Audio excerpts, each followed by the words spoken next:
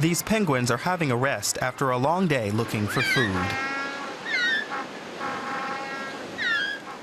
They spend hours out in the ocean every day hunting fish to feed themselves and their children waiting near the shore. The biggest colony of African penguins lives at the Stony Point Nature Reserve on the coast south of Cape Town. It is home to about 2,500 breeding pairs. Kewan McGeorge is a marine ranger and looks after the colony. He works for Cape Nature, the conservation authority for the Western Cape. At this locality, we're the only colony that's actually growing. Most of the 27 other colonies, penguin colonies along our southern African coastline, most of them are in decline and some of them are even extinct. He counts the penguins every week and takes a look at the chicks and the nests. The species is endangered. Every penguin counts. 1P2, adult 1P2. The species is struggling. The species, we call it a sentinel species. It's an indicator species of how healthy our ocean is. Basically looking at the biomass. If the biomass is poor, the species is going to struggle. Currently, we're looking at about 2%, 2.5% of the original stock of African penguin. We're down to, I think it's about 20-odd thousand pairs, breeding pairs. A huge problem for the penguins is overfishing.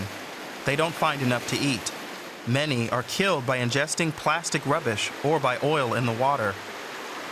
Most colonies are on islands. Stony Point is only one of two on the African mainland, and they are both in coastal towns.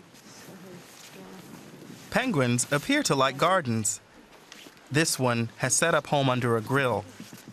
Leopards and other predators are evidently wary about entering developed areas. And then we can also calculate a condition. Marine biologist Dr. Katrin Ludenia and her colleague collect data about the health of the birds.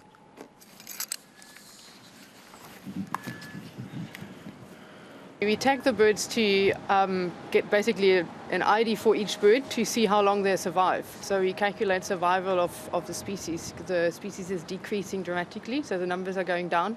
And by seeing how often we see the birds again through the years, we can calculate what their survival rate is and what their chances is to survive in the wild. Indirectly, tourism helps the penguins. Visitors can take boat rides to Dyer Island. It used to be the biggest breeding ground for African penguins.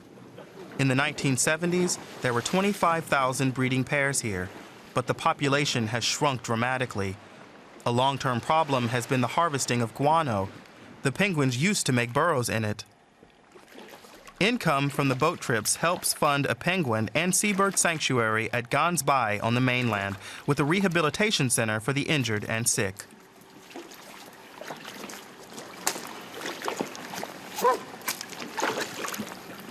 He's got a seal bite wound, and then now we've just cleaned the wound. So he's going to be with us for 3 weeks, and then we'll release him as soon as he recovers. Now I'm about to feed him. Okay, check buddy.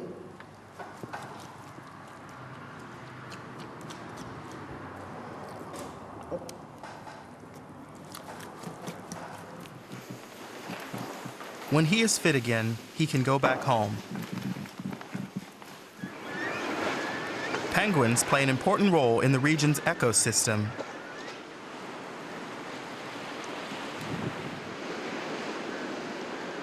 Other seabirds often settle near their colonies, like these cormorants.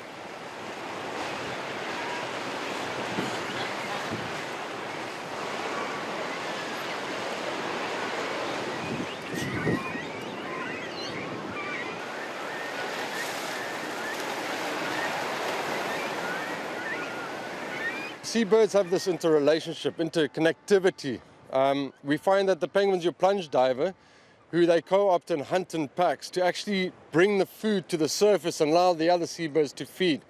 This dependence is very important between all seabirds. If you lose the one, you lose the others. At Stony Point, the public can observe penguins up close and learn about their life and the region's biodiversity. On the boardwalk, humans can observe them without getting in the way. Tourism needs to be carefully managed.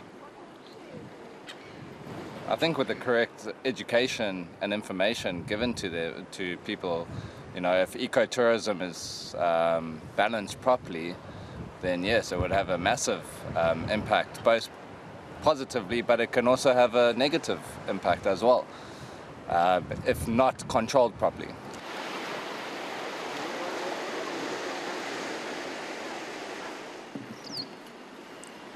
Out in the ocean, the penguins are on their own and are nearly impossible to protect. The fishing fleets are not concerned about the penguins' fate. If fish stocks continue to be depleted, the penguins will face starvation. It's only us as humans that can become part of the solution. We, the species that can make a choice. These guys don't have a choice. Big sea, big swell, they must go out and go and forage for their daily bread, basically. Regardless of trawlers, plastic, debris in the water, the challenges faced with sharks and seals, these guys are dedicated to survive. So, yes, there's always hope. I think if we lose hope, we lose the essence of life.